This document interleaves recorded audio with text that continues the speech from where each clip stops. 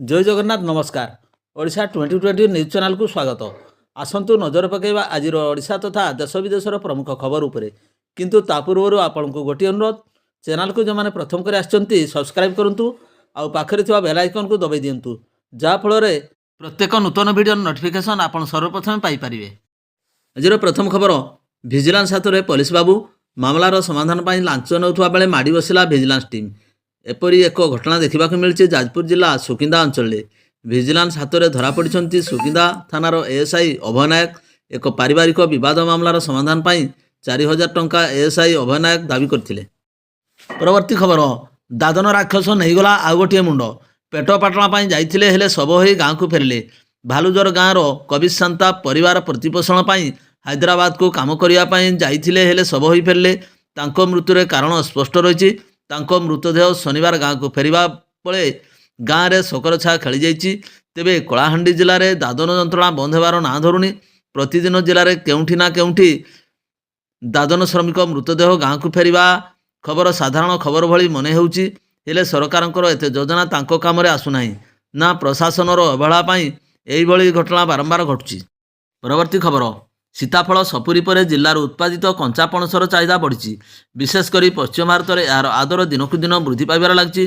प्रतिदिन एठू ट्रक एवं भ्यान रे टन टन पणस लोड हो महाराष्ट्र, मध्यप्रदेश, गुजरात विभिन्न सहर को जाउची।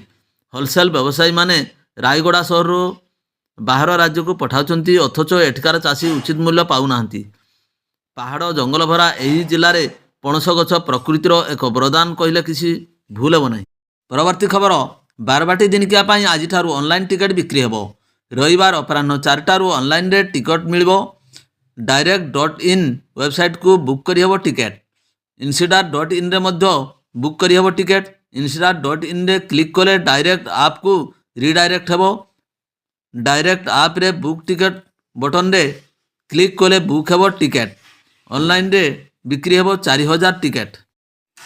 परवर्ती खबर, केंद्र सरकार 2025-26 बजेट को विकसित भारत बजेट बोली कहते मुख्यमंत्री मोहन चरण माझी। से कहते यही बजेट रे महिला उद्योगी नूतन सुजोग सह आत्मनिर्भरशील करने निमंते व्यापक व्यवस्था होती। मोट 5 लाख अनुसूचित जाति अनुसूचित जनजाति महिला उद्योगी को आगामी 5 वर्ष में 2 कोटी पर्यंत आर्थिक सहायता जोगाई दिज्व।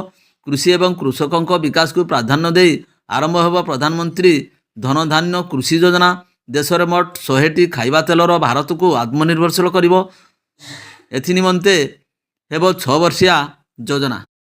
परवर्ती खबर, बिहार मुंगेर बंधुक चालाण करी ओडिशा रे विभिन्न धरणर गैंग को गोष्ठी एवं माफिया मान जगाउथिबा खर्दार 2 व्यापारी को आज कोर्ट दंडित करछंती। खर्दा जिला रिफ जुडिशियाल मजिस्ट्रेट 2 आसामी बसंत महाराणा एवं कृष्णचंद्र श्रीचंदन ओरफ जगन को 3 वर्ष लेखाएं सश्रम कारादंड में दंडित करने सह जरिमाना निर्देश देइछंती। 2021 जुलाई रे यही 2 बंधुक व्यापारी क्राइम ब्रांच एसीएफ पंझारे पड़ते। परवर्ती खबर, अर्थमंत्री निर्मला सीतारमण संसद में बहु प्रतीक्षित केंद्रीय बजेट 2025 उपस्थापन करछंती। अर्थमंत्री शिक्षा क्षेत्र पर एक गुरुत्वपूर्ण घोषणा करछंती। केंद्रीय बजेट रे घोषणा होईछि कि मेडिकल कॉलेज गुड़िकरे सीट संख्या बढ़ाजिवो। आईआईटी रे 6500 सीट वृद्धि कराजिवो एवं 3टी एआई केन्द्र खोलाजिवो। यह व्यतीत डाक्तरी क्षेत्र में छात्र छात्री सीट वृद्धि करने घोषणा करछंती। अर्थमंत्री कहते 5 वर्ष मध्य 10,000 सीट वृद्धि कराजिवो। यह व्यतीत एआई शिक्षा 500 कोटी टंकार बजेट रही। परवर्ती खबर, जाजपुर जिला कुआखिया थाना अंतर्गत नठुआबर पंचायतर जड़े नाबालिका तांको बापा माँ को खाइबारे निशा दे फेरार हो जाइछंती। निशा प्रभाव में दंपति को स्वास्थ्य अवस्था बिगड़ी जाइछि। सेमानकु जाजपुर जिला मुख्य स्वास्थ्य केन्द्र में चिकित्सा करा जाउछि।